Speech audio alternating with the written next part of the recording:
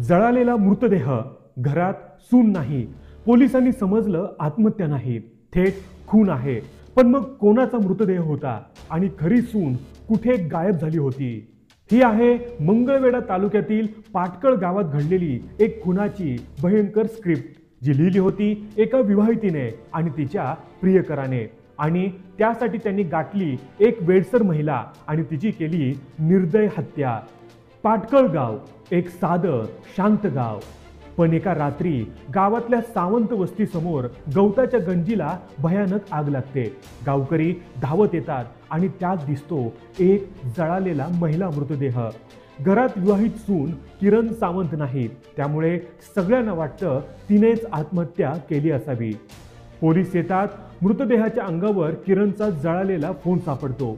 पोलिसांचं लक्ष जातं. हा खूप सोपा आत्महत्येचा प्रकार वाटतोय, पण सगळं काही इतकं सरळ नसलं तर.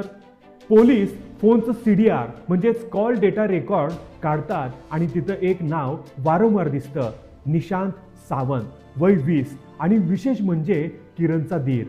तपास अधिक खोल जातो. पोलीस निशांतला पकडतात. विचारणा सुरू होते. सुरुवातीला तो मान्य करतो, हो, किरण हिने आत्महत्या केली.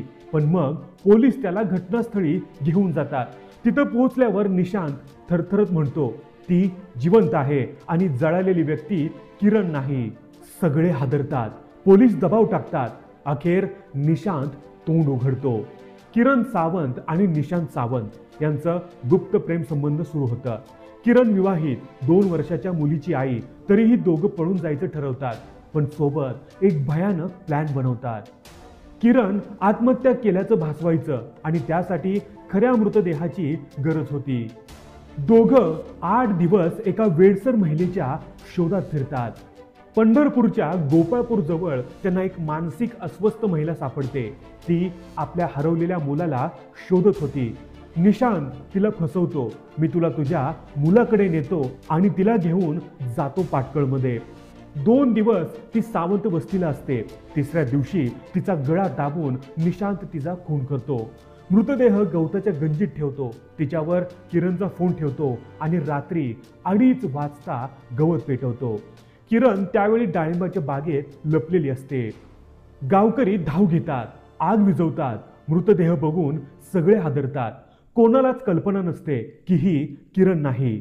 पण पोलिसांच्या हुशारीमुळे सर्व सत्य बाहेर येतं. ज्याचा मृत्यू झालाय ती एक निरपराध वेडसर महिला आहे, जिला आपल्या मुलाची आस होती. किरण आणि निशांत दोघंही अटकेत आहेत. त्यांच्या विरोधात हत्या, फसवणूक, पुरावे नष्ट करणं अशा अनेक गंभीर गुन्ह्यांची नोंद झाली आहे.